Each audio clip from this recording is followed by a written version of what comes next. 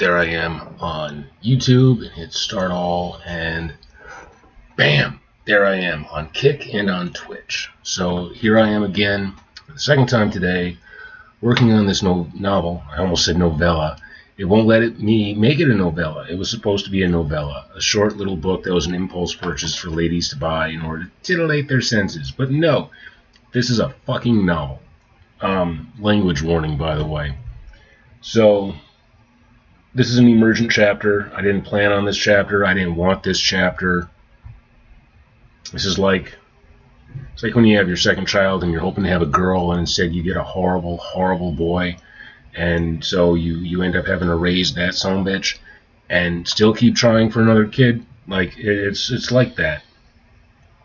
So yeah, I want this done. I want this draft done this month.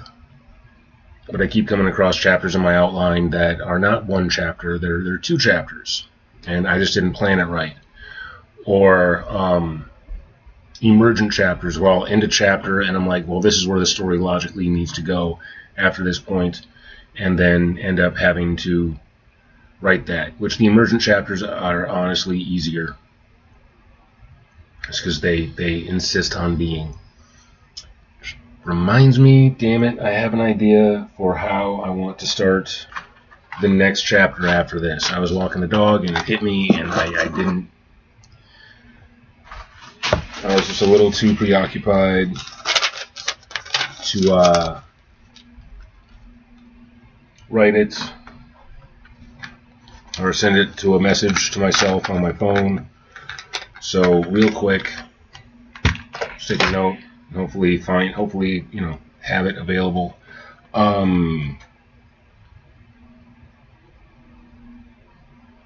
Chapter quotation marks 5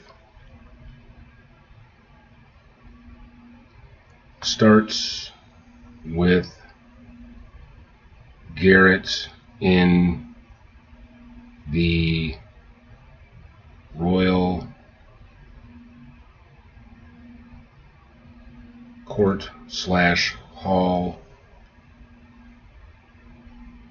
explaining why Arista attacked one of the servants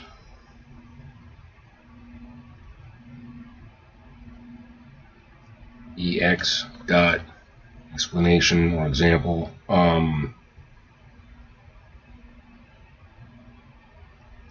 Garrett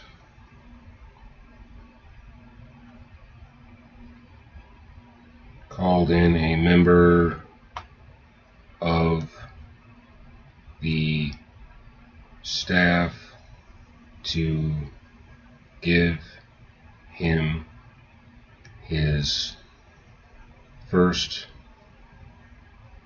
proper shave in years for Arista's sake, hoping to surprise her when she came back from her morning trip to the shore / ocean.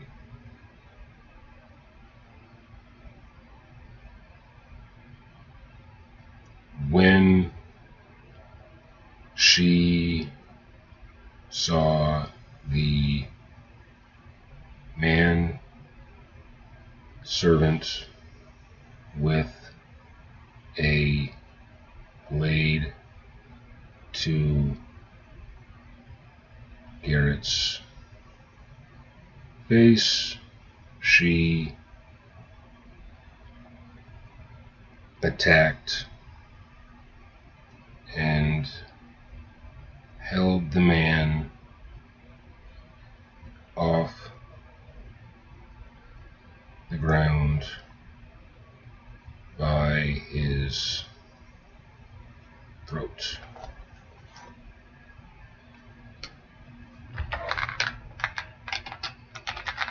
So yeah, trying to figure out like why is everybody in the court? Like that's something I've been thinking about, and it just occurred to me as I was walking my dog. Because walking my dog is a great time to brainstorm, horrible time to write. So let's get back to it, shall we?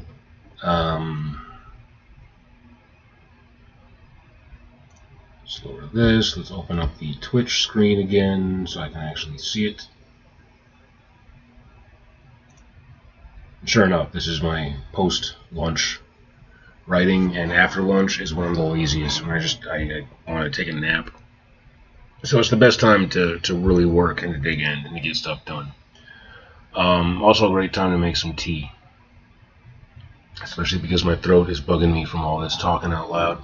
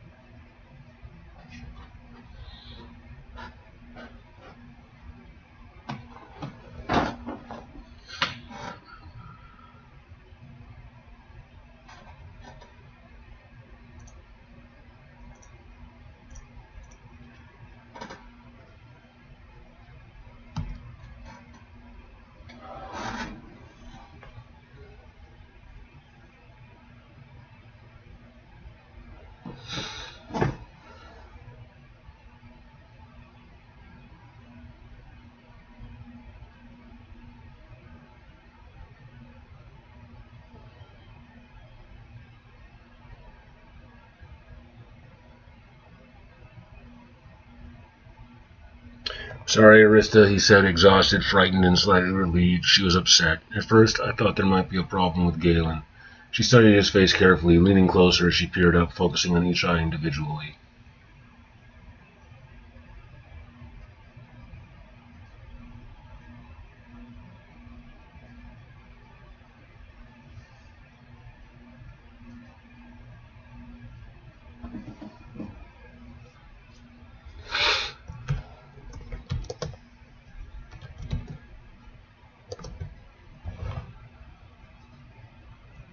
There wasn't.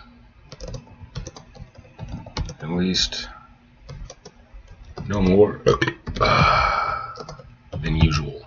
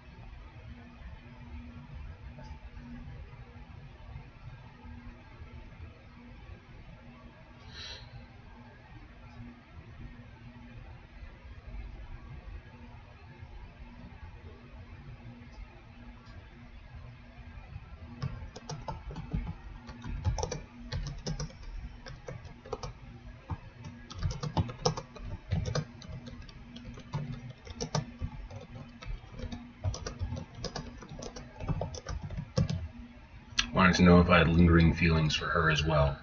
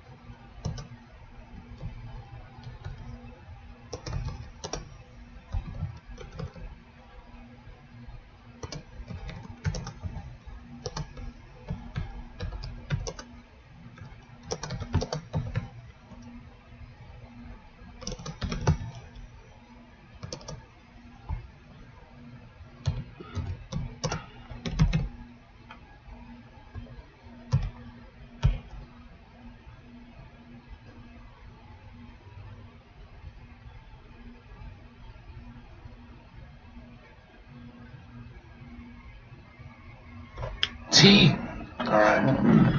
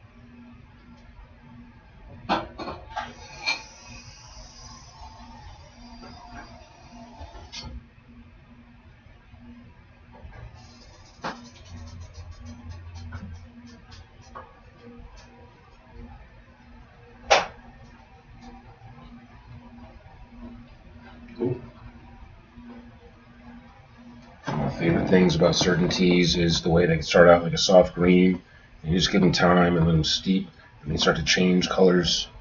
It's fun. It's a fun drink. Been drinking a lot of tea over this last year, mostly for the vitamins, soothing effects, drinking significantly less alcohol. Larissa stood back and folded her arms. She suctioned her cheeks, making them pucker as she allowed a moment to dangle like an icicle in the sun. Then, do you?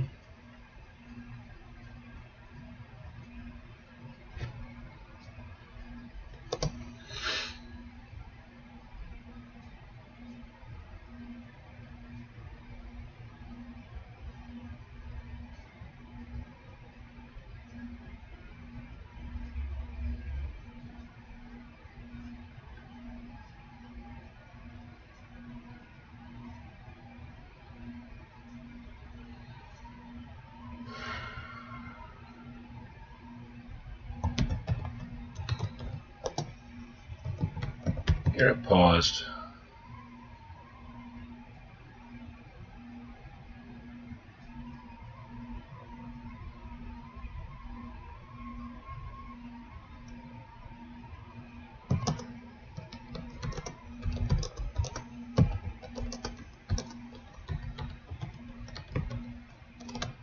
Not for a lack of certainty.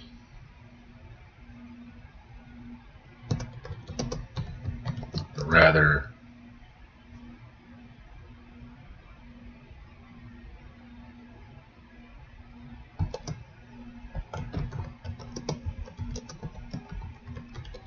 search for clarity.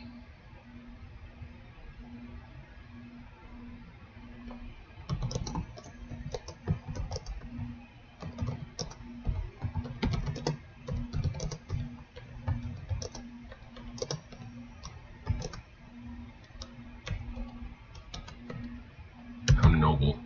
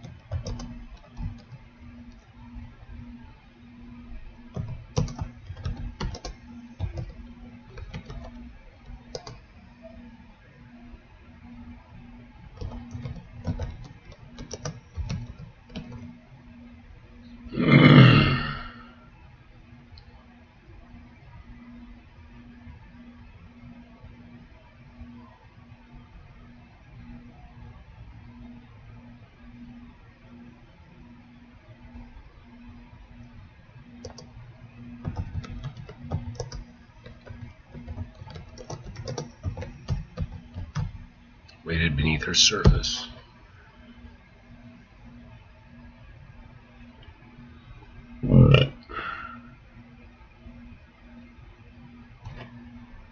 Crushing depth of force. Depth of force.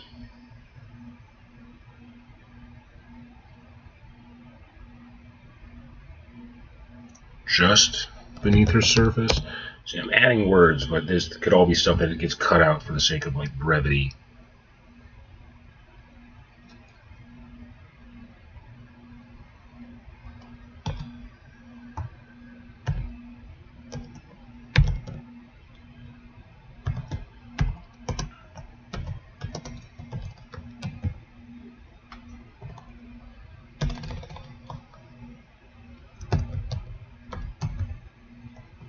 Son of a bitch. Pity, he replied.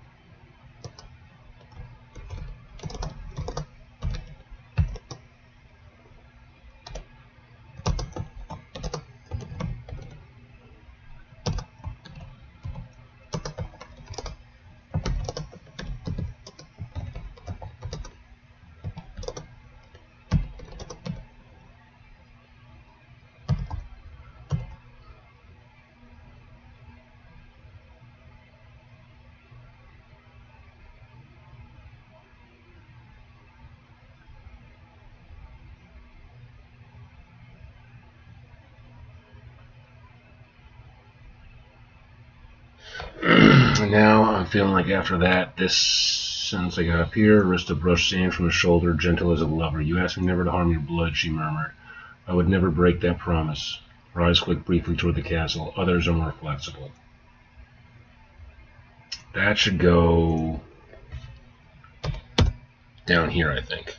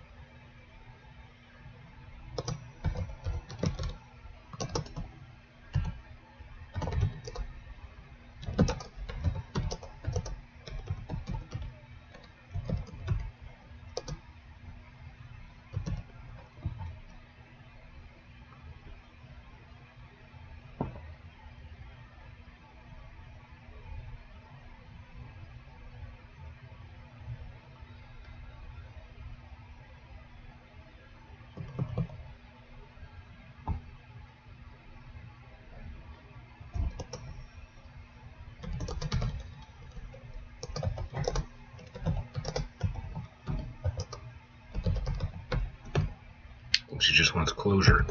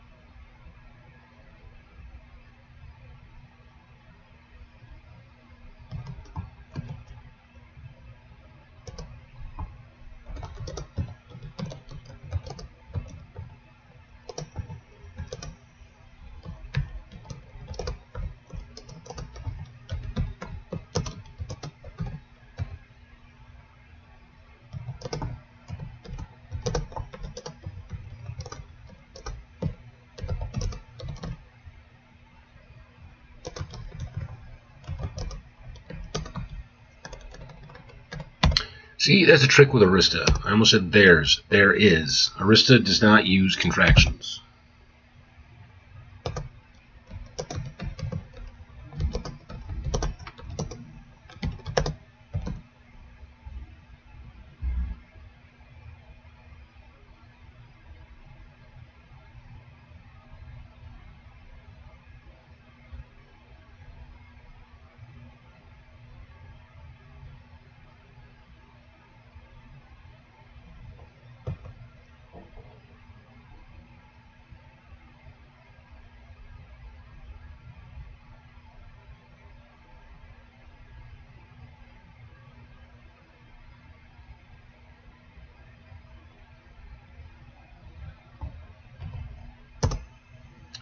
Pretty good, man. How you doing? Or girl? I don't know. Corna is a... I'm not sure. It's going good. It's going good. How you doing?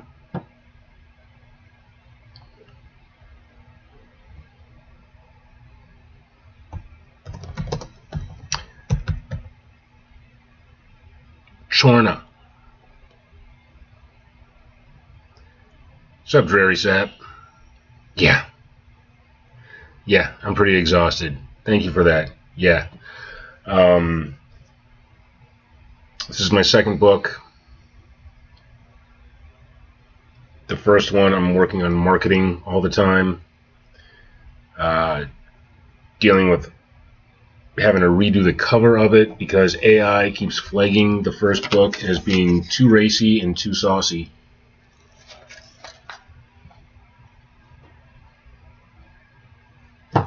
And so yeah, marketing, thinking about redesigning the cover, and then trying to write book 2, and dealing with just life in general.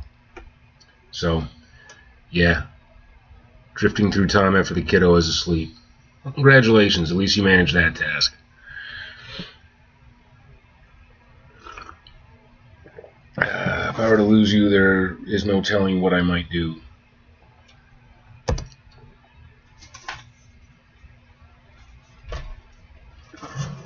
That is lucky. She walked into the surf, cupping the fragment of shore in both hands.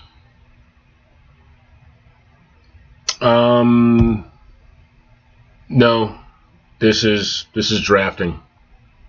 My notes for where I'm at are what I got up on the right hand side of the screen. That's my outline. And then yeah, just trying to fill in the gaps, create the draft so I can agonize over editing it later. And then on this other screen, I got my Twitch chat where I'm talking to you fine folks. And then I got ChatGPT to give me aid. I got that set up in an editor mode so it can help me with like grammar and stuff like that, and give me a pat on the back and let me know I'm still doing okay. I don't let it generate content for me, but I sure use it as a back and forth. Yeah. I mean, I probably wouldn't be doing this if the job market was better, but trying. You gotta do what you can.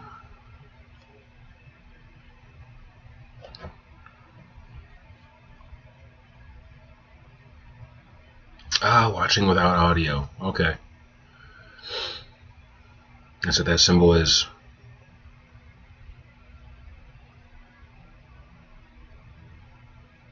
Yep. Yeah, that's what I figured. Well, with the kid being asleep and whatnot.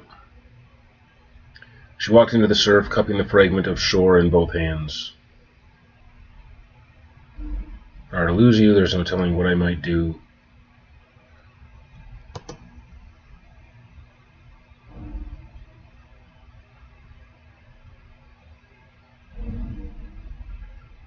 Ooh.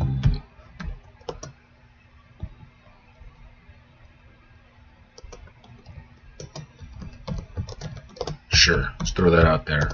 Flood the whole earth. World. World, not earth. We even flood the whole world.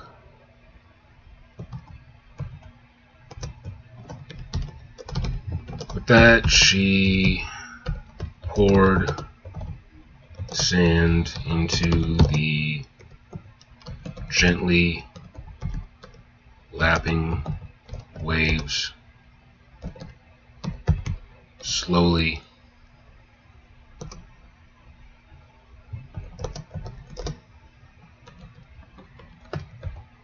murmured some ancient prayer in an unknown tongue.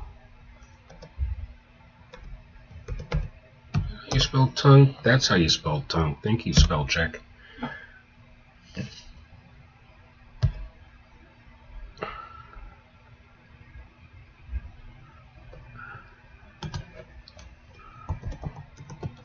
Garrett and Miri, I always add an extra R, Miri, watched with held breath and exchanged glances. Garrett was filled with dread, but an extra space there, I did. But the cat girl made with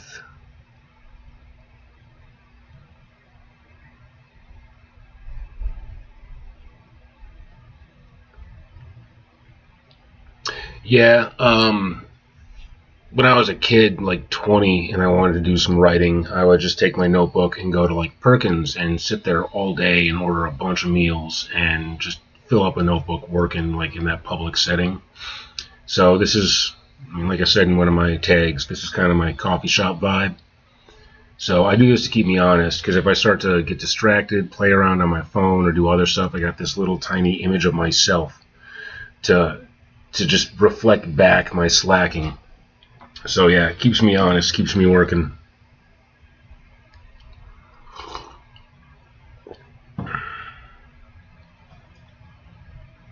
Garrett was filled with dread, but the cat girl made with wonder.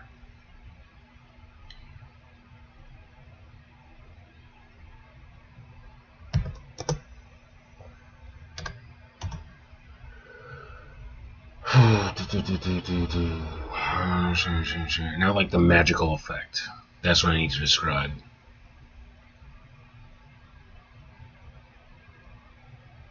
Like what are the senses picking up as she's casting this spell, this curse?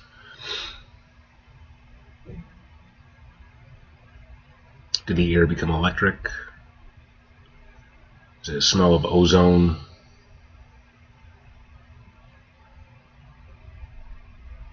Is there a light effect?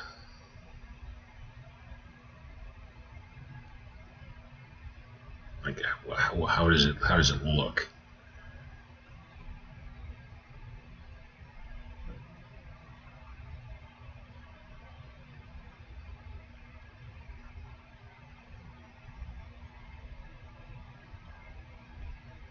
Rock on. The cat character, is he talking about, is that Kiriko, the ninja?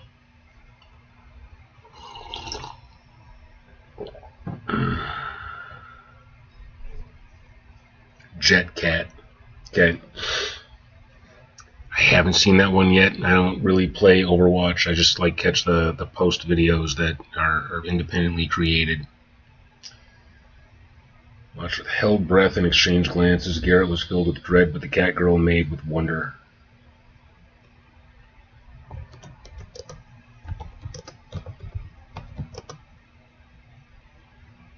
The air seemed to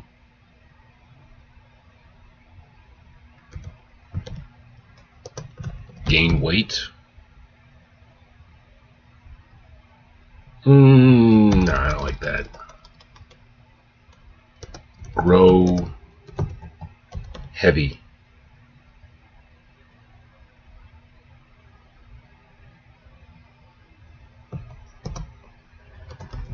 There was a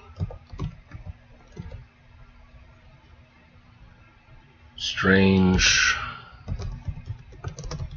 charge to it.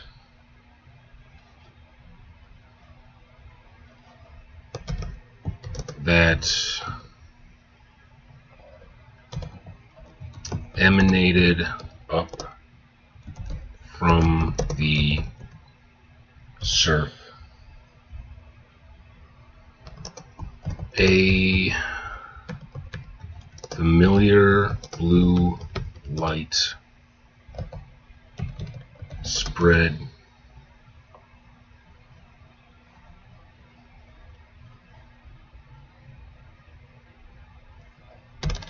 familiar blue light that Garrett had only ever seen during her transformations spread at Arista's feet.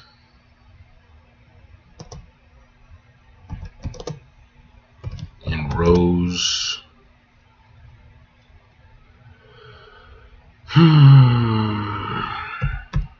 like, is this a thing? Is the twining? I know everyone's going to read that and think I'm saying twinning, but twining serpents.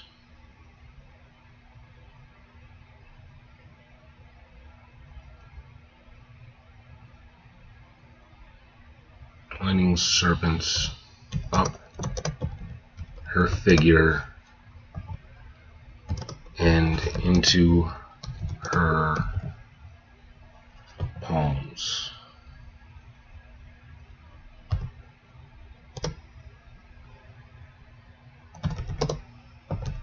She spread her hands wide.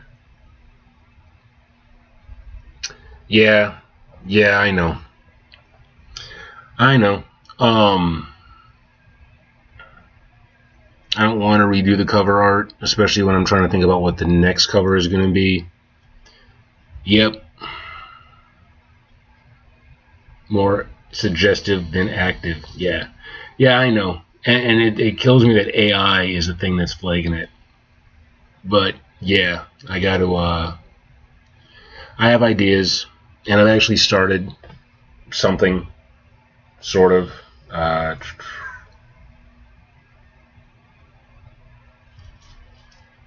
got the bare bones redo of it. It's just a matter of taking the time and the headache and all that to get it done. But yeah. So yeah, that's a good part of the reason why I look so tired. Trying to rethink the artwork for the first book so I can actually market it. Trying to do the market without doing the artwork first. Yeah. My degree is in game design and animation. And I do mostly character design work, world building sort of stuff.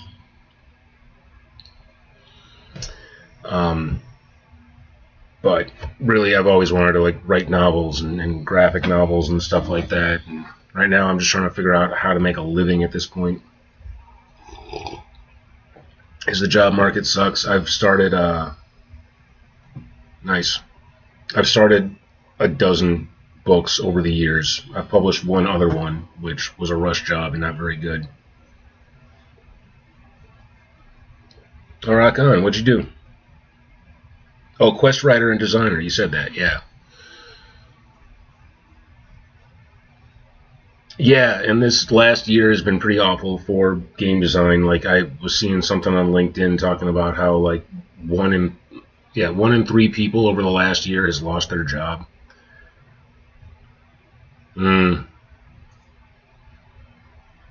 So it's a rough time for the game design industry.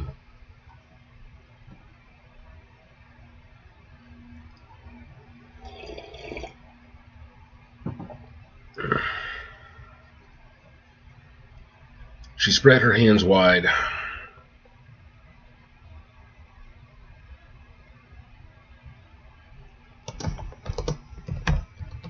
And lifted her chin to the air. Sweet.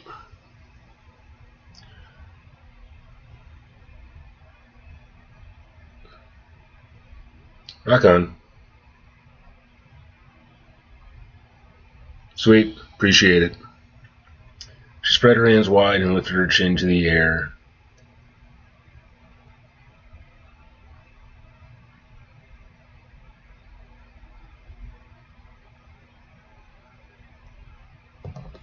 Where's she going with this?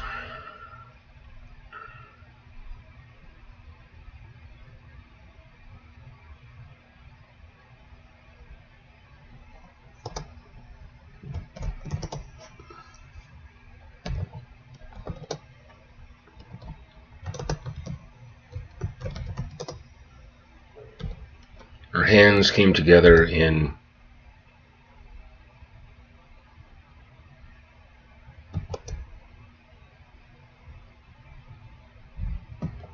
small clap of thunder. Her hands came together in a small clap of thunder, and the light scattered.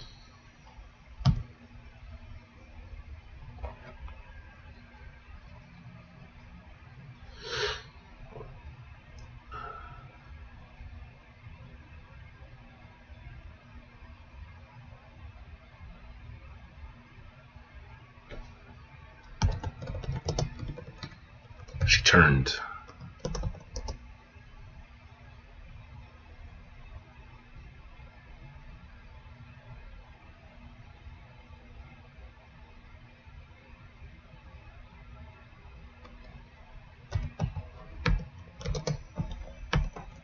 Beaming smile spread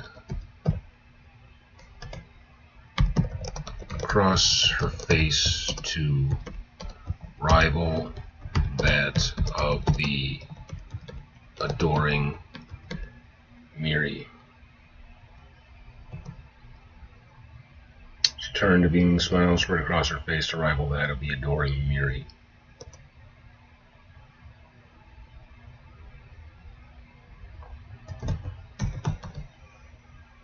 Garrett's jaw. Oops.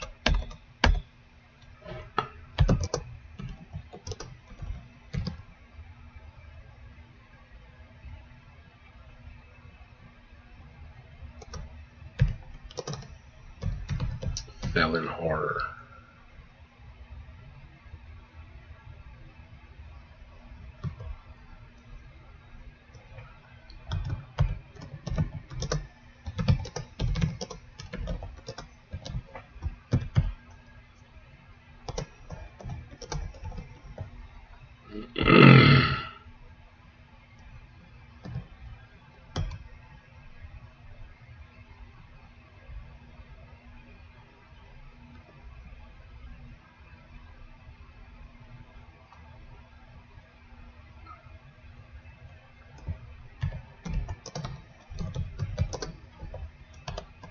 I helped.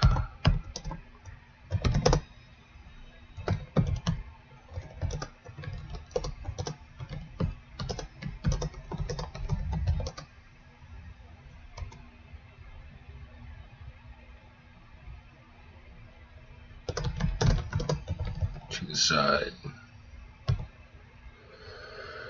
I helped, she responded with a tilt of her head to the side.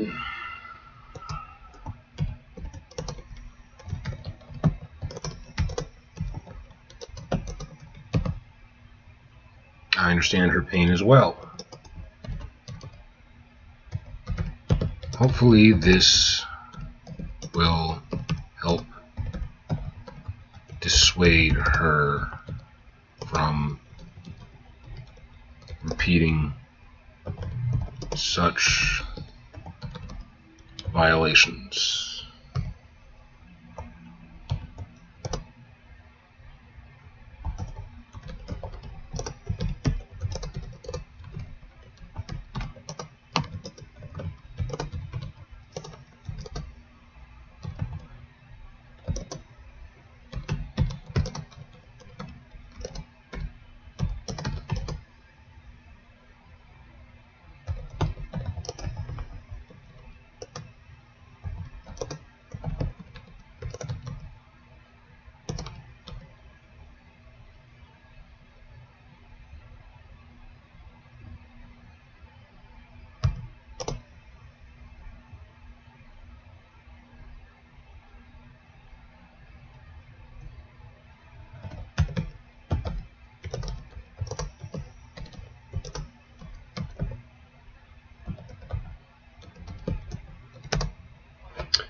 Misspelled that. I knew I was misspelling that. Possessively. Possessively. He's using his elbow possessively.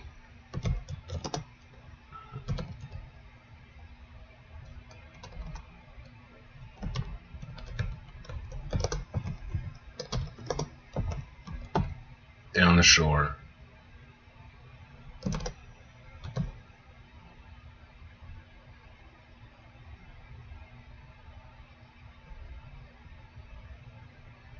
Yeah, sure. I'm pretty random with my own. Usually I try to wake up. Ah. Um. Discord? Do you Discord? Yeah. I don't. I haven't figured out how to even allow links at this point yet. Or actually, no. I think I stopped it because of all the ads I was getting and all the offers. Discord, I'm Jack Dace on that. Facebook, Jack Waltz. Substack, Jack Waltz. Instagram, Jack Dace. Okay.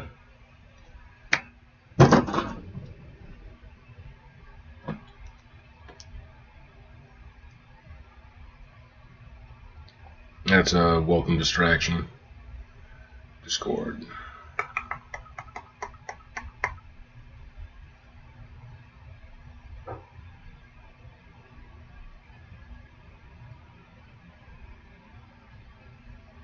Oh, there you are. Boom. Accept. And while I'm at it, Beer Truck Champion. Yep. Groovy. Gotcha. Yep.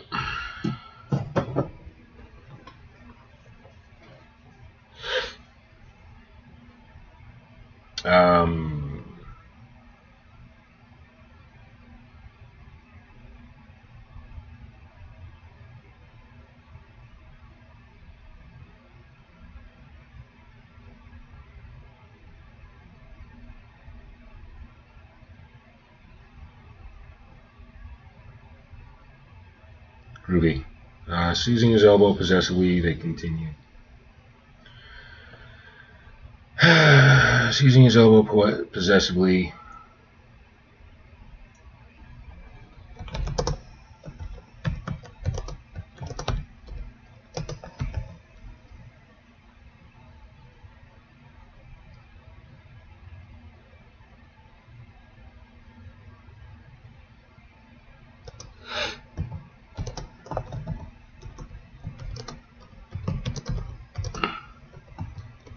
Meaning of it to his core.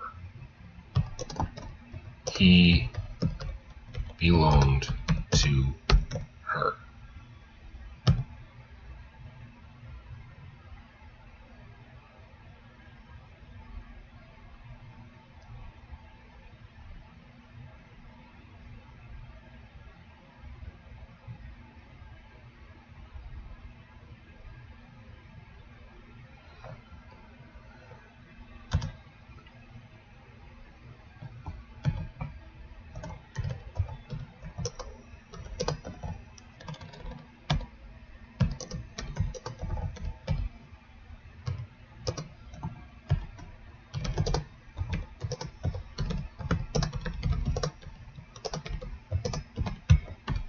Air still tight in his chest.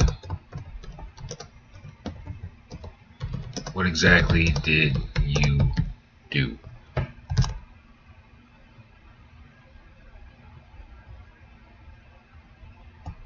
Damn it, that's not...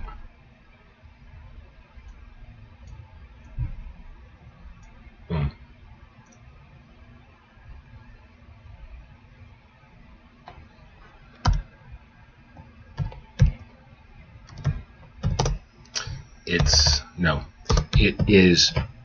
It's a hard thing to remember with this character. I make sure she never uses contractions. Meanwhile, Garrett uses every contraction that he possibly can.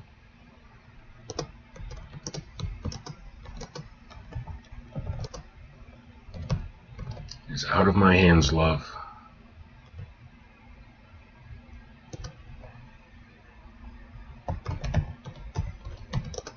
Whatever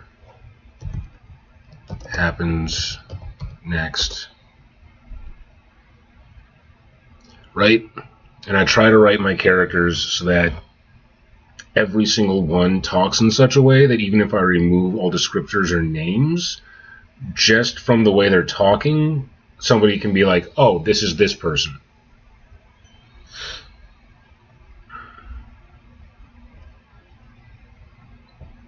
Whatever happens next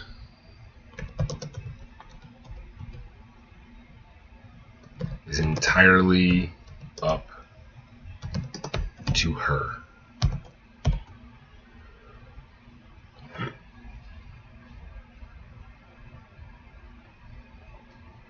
I could almost end this chapter at this point. This is like 900 words less than I like to have for a minimum.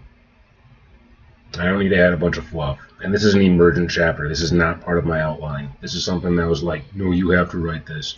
Because this book has been a bitch. Like, oh my god. I Automod held a message. Yeah. What? Why is this blocked? Oh, this is so stupid. Oh, whores. Okay, I'll allow it. It's the best way personally. My problem is I put two characters in a room and suddenly the energy is totally different. Like, I know one character is going to kiss ass with proper language, and then they'll be gambling and cussing at whores. Yeah, no, I get it. It's a sensitive auto mod.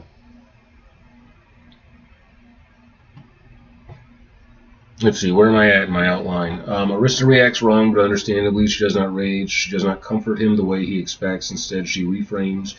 Humans mistake kindness for invitation. Yeah, I didn't really have him get into his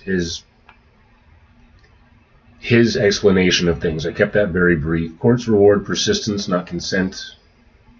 Her voice is calm, but the sea responds. Water draws closer, sand shifts beneath their feet.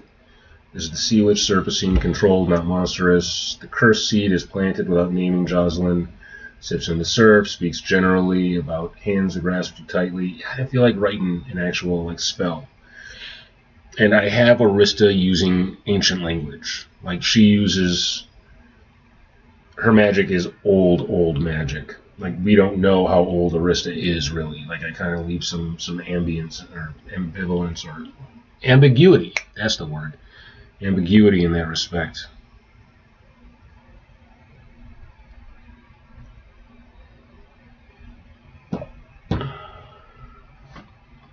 She's correcting an imbalance in her own moral framework. Elaine's presence enters indirectly. I don't even need to mention Elaine. So yeah, technically I'm... Yeah, at 1,600 words, I'm about at the end of this chapter. Let's see what I get for a critique or a review or a pat on the back from ChatGPT.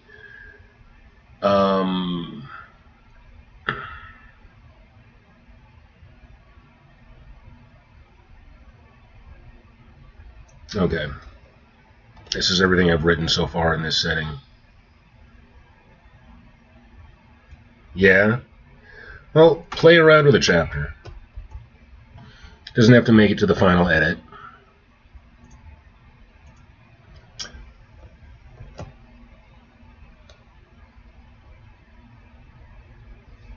I mean, writing is rewriting.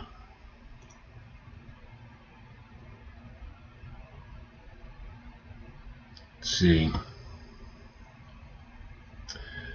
This is a very strong scene conceptually. The menace lands, the sea magic reads, and Arista's logic is chilling in exactly the right way. What's holding it back isn't ideas, it's clarity, cadence, and point of view control. Where the fuck did I mess up point of view control? There are also a few places where the tension diffuses because sentences explain what the reader already feels. Below is a tightened, line-edited revision that preserves your voice, imagery, and intent while sharpening dread and elegance. I do not change plot or meaning, only rhythm, focus, and precision.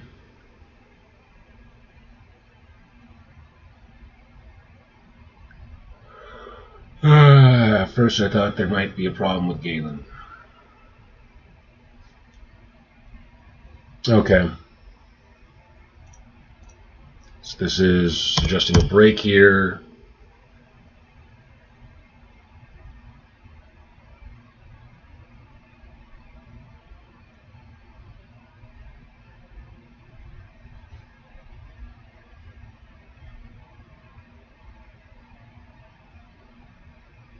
Yeah. Leaning closer, peering up at him. And I don't like point of view control. There is no point of view control issue. Everything is from Garrett's perspective. This is everything that he observes. I don't change point of view. It's always Garrett. Which makes it a little bit tough, because this is Okay, so what I'm writing right now, the first book is a combination of The Little Mermaid and Beauty and the Beast. And it's how Arista and Garrett met. He's on a boat. He's on his way to meet his intended fiancée. A storm kicks up, sinks the ship. He's convinced he's going to drown, and then he's rescued by a mermaid. And this mermaid is very randy. You've seen the cover.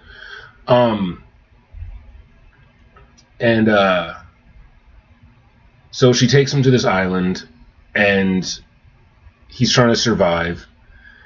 And she's leaving him fish every once in a while, and he keeps having these. Well, I don't want to go into the whole story for you, but basically, it's a cursed island that she's not allowed to leave until true love breaks the spell. She doesn't know what true love is. She thinks true love is physicality. And so Garrett has to just be Garrett, and Garrett is too damn nice. That's his fundamental flaw. That's what I figured out when I'm writing this second book. His greatest weakness is his kindness. He's way too nice, and people take advantage of that. So, Jocelyn, the woman that they're talking about, was his intended fiancée. And when he got back to the castle, like a couple of years later, because true love doesn't happen like that, despite what the fairy tales say. It takes time. Jocelyn got married off to his younger brother, and Galen. Galen is severely autistic. Like, food can't touch. I don't like to be touched. I don't touch my things. Like, that level of just autistic. Like, he can't sleep at night, but he's certainly not going to sleep with her. And so she's this lonely, heartbroken, crestfallen woman in a bad marriage. And all of a sudden, the guy that she was raised to be married to comes back to the castle, but he's got a new girl now. And she's got her own feelings and emotions. So in the previous chapter, she tried to seduce him. She tried to pull him into her boudoir and suggested that they have an affair.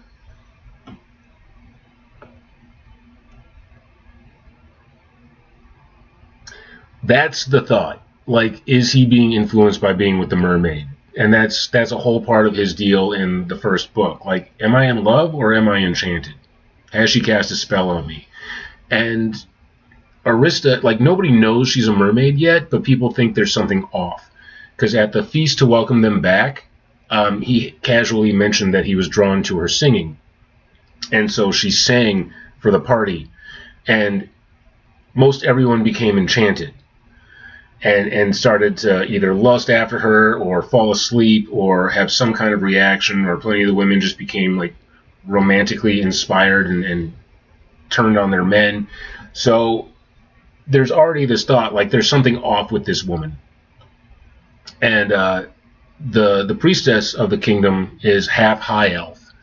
And she's convinced that Arista must be a dark elf descendant.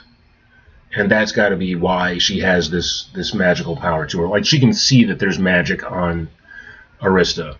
And really, it's just her constantly having to use this spell on herself to maintain human form. And that's the reason why she's out in the ocean. She's got to, like, recharge every 24 hours.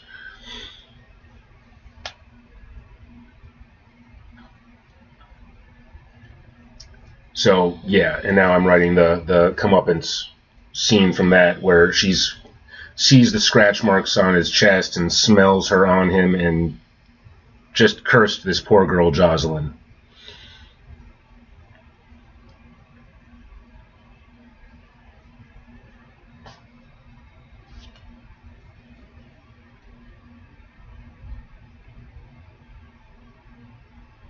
Weighing each eye separately. Arista studied his face, leaning closer, peering up at him as though weighing each eye separately.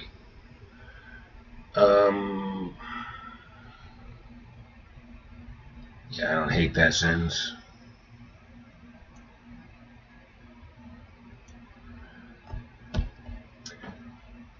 Yeah, and then worry about word exhaustion.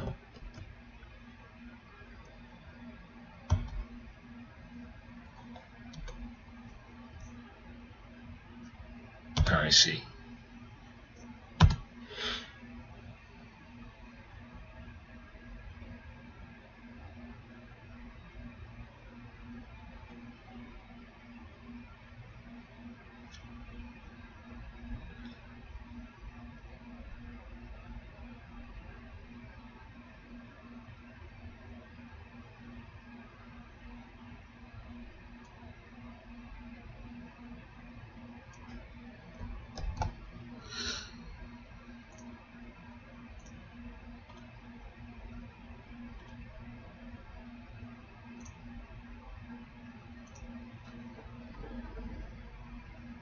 appreciate that.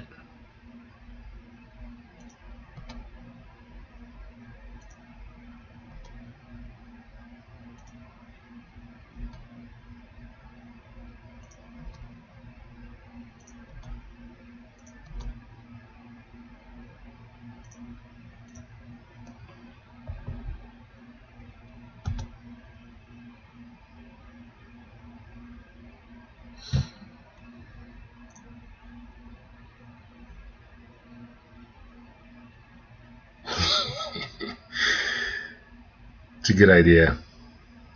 That's a really good idea.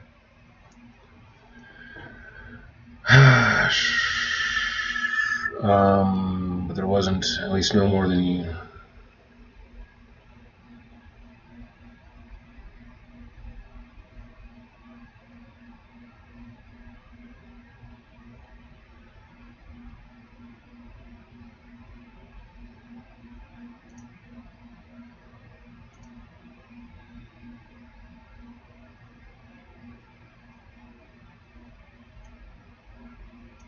Suppose.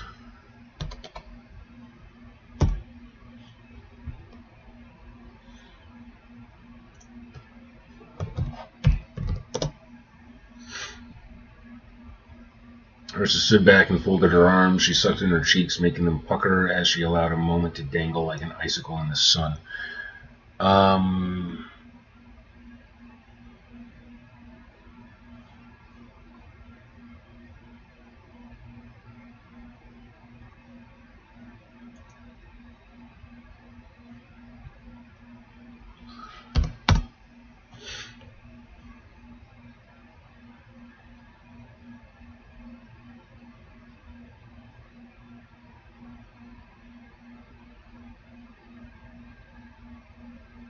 Oh, really?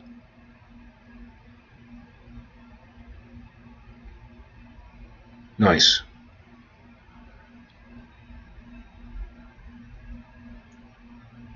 Garrett paused, not from uncertainty, but from the need for clarity. He was struck suddenly by how regal she seemed, how calm. And he knew better than anyone alive what lay beneath that stillness. The waiting pressure of a god, the weight of an ocean held aloft by will alone.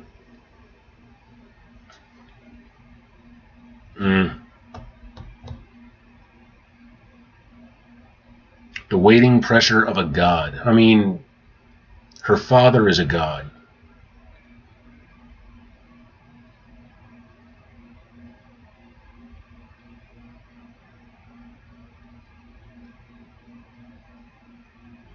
Yeah.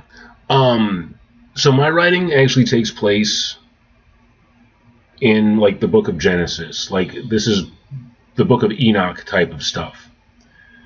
So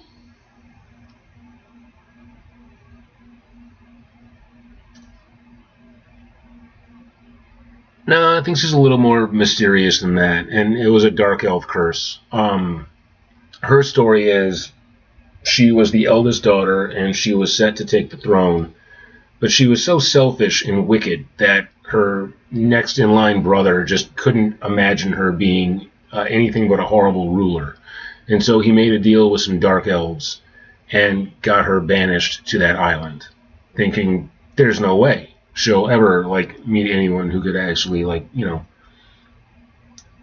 that true love could never find her. So she's villainous. Like I always want to have this room for doubt in the story. Like, is she orchestrating it all? Like, is she actually the bad guy, and we're just seeing it from Garrett's lovelorn position? Because again, too nice. Like she couldn't have found a nicer guy. And right now she's all kind of dead set on you will be king, and he's saying I'm not in line for the throne. Yeah, playing with fire and water. So he's adamant like all he wants is a quiet life in the country.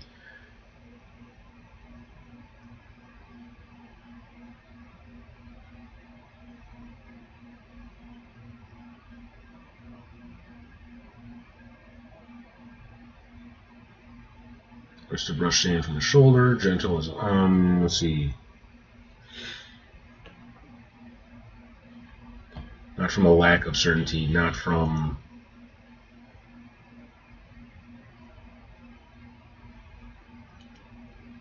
Ooh.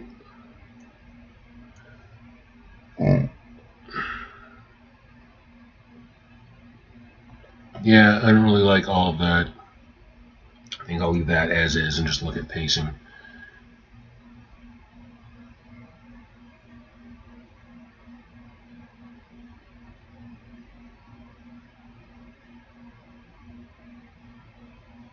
Yeah, it seems like it. I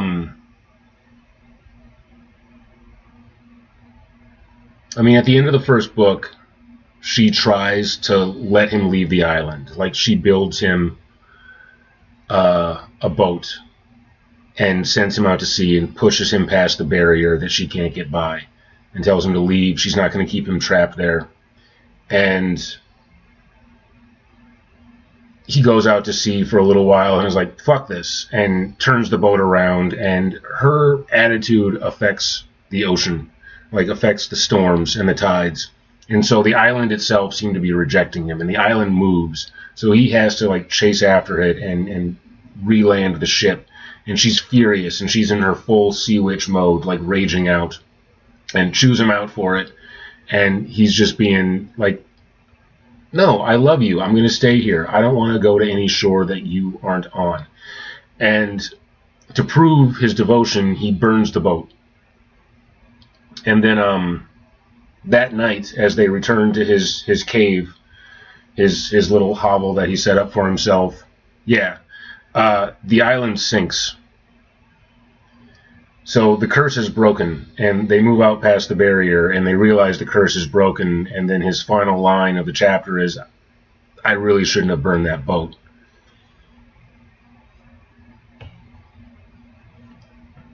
So yeah, Garrett he's a kind guy, but he does some dumb stuff. He says some really dumb stuff. I got an earlier chapter where he's trying to hide her, like it's just not the right time. It's just not the right time to tell the family that you're a mermaid. Like, I don't think they can handle it right now. My father is sick. When he gets better, then we can tell them, and everything will be okay. And he suggests, instead of her going down to the ocean every day, that they'll just make a giant fishbowl for her. And she's not happy about that. That turns into just an explosive argument between them. And she points out all the logical fallacies with that. Like this, how is that going to work? Are you going to scoop? Are you going to scoop me, Garrett? Are you going to scoop up after me? And forgets the word for a ladle. She's so upset. And talks about the air, and there's not room, and my power comes from the depths of the ocean, not from just seawater. Yeah. Yes. Yep. I mean, we're separated right now, but yes, I have.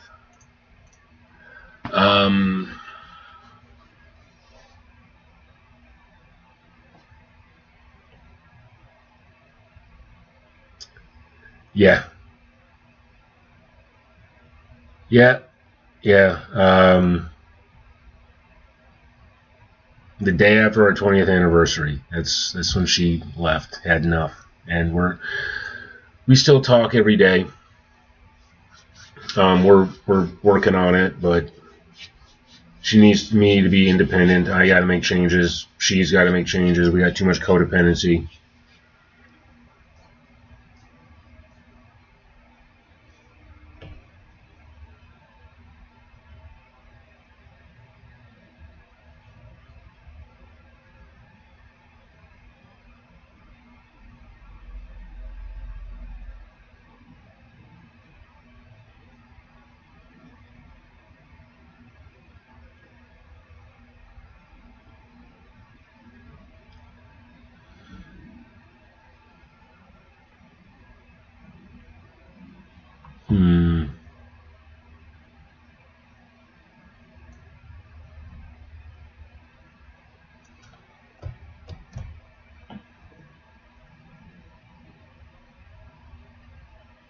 Yeah. All right.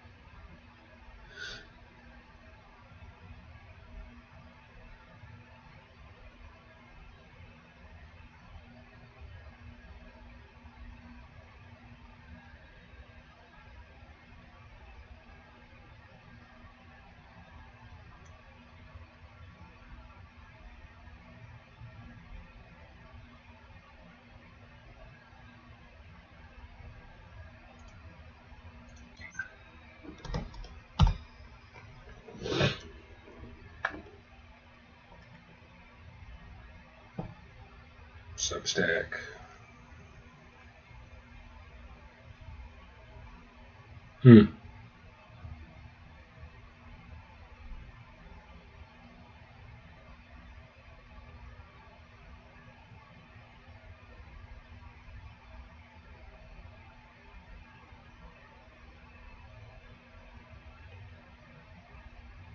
Okay, 6 a.m. to 9 a.m. That is pretty darn close to when I do my, yeah, it's about when I'm writing. I have to check that out, though.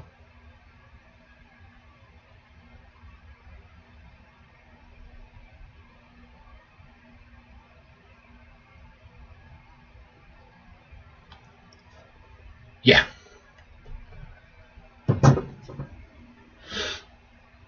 There's a lot of mornings when I start like a little after 5 a.m.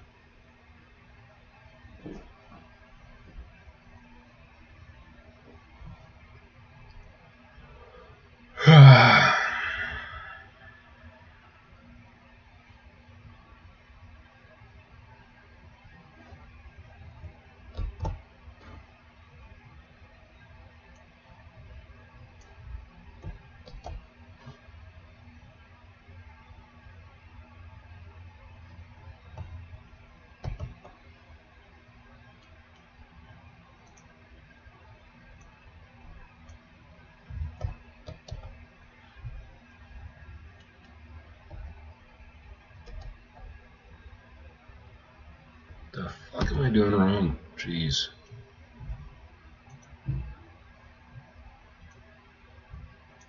Yeah, I think I am tired. What time is it? 3:40. Okay, I got more in me. Okay.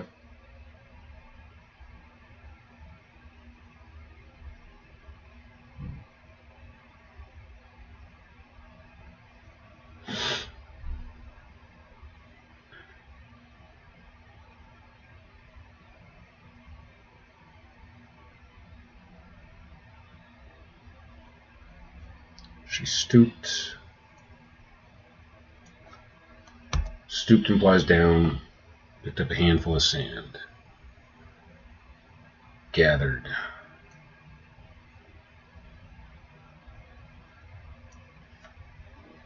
Gathered is better. Gathered a handful of sand.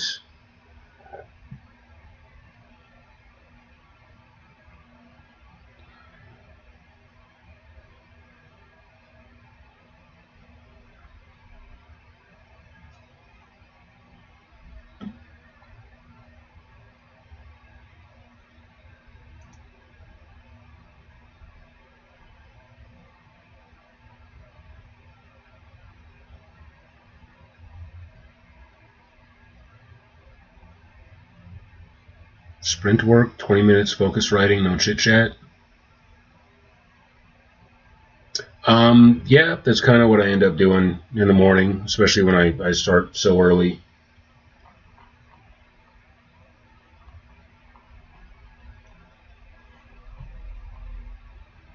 Now I'm just kind of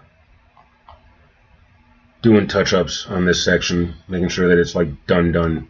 Like I said, this was an emergent chapter, but it feels like these emergent chapters, the ones that are telling me they need to be written, are actually going better than the ones I plotted out. She kissed his shoulder lightly. Why would she kiss his shoulder?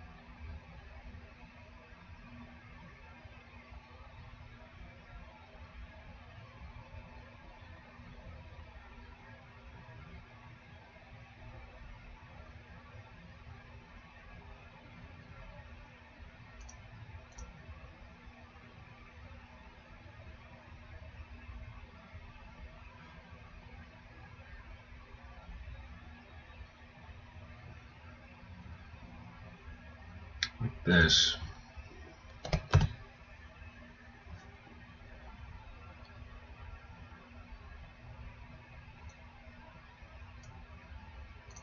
Italicize that.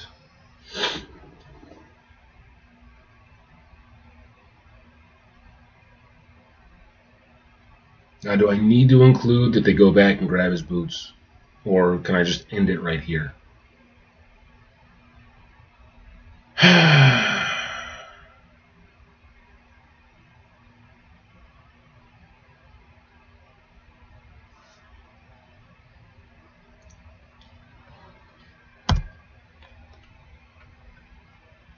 Yeah, that's a good point.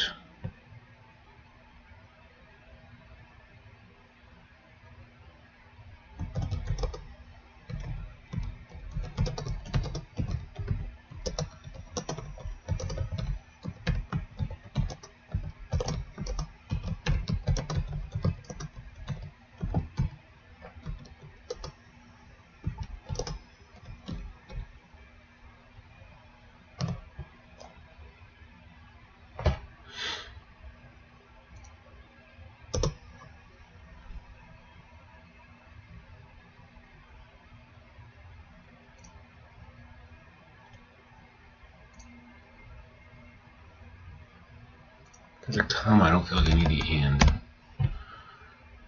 But at this point, I think I might be, I don't know, kicking a mule at this point. Like I think I got it. I think I got it. I'm surprised that it's this short. I think that's what I'm struggling with, because I'm trying to make all my chapters like 2,500 words at least. This is 1,000 shy, so it feels more like a hook.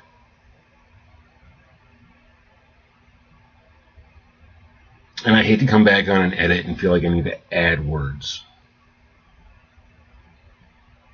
Yeah, you're right. And with this one, I've been focusing, like initially I thought all my chapters were going to be between 3,000 and 4,000 words. And I've since decided like that's not something I need to be quite as adamant about.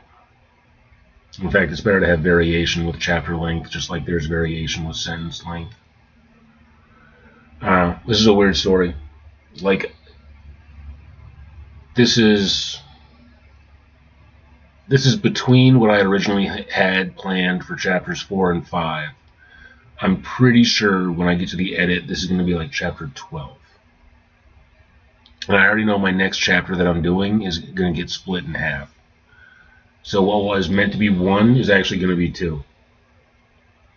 And I have an idea as to how I want to start that one as well. So, yeah, I think I'm going to call this for now. I think this is good. Good time for me to step away, do something else, maybe get in a workout or something like that. Yeah, thank you. Appreciate you. You were fun. I'll see you tomorrow as we're both working. All right, peace out. Thanks a lot, Chorna.